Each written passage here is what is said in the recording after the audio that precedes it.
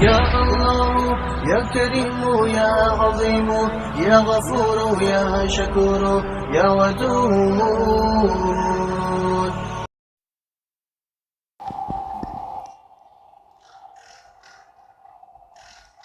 حضرت سیدنا ابن عباس رضی اللہ تعالی عنہ نے فرمایا،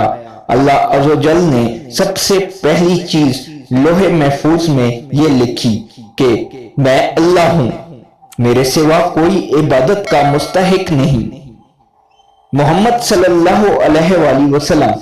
میرے رسول ہیں۔ جس نے میرے فیصلے کو تسلیم کر لیا اور میری نازل کردہ مصیبت پر صبر کیا اور میری نعمتوں کا شکر ادا کیا تو میں نے اس کو صدیق لکھا ہے اور اس کو صدیقین کے ساتھ اٹھاؤں گا، اور جس نے میرے فیصلے کو تسلیم نہیں کیا اور میری نازل کی ہوئی مصیبت پر صبر نہیں کیا اور میری نعمتوں کا شکر ادا نہیں کیا، وہ میرے سوا جسے چاہے اپنا معبود بنا لے۔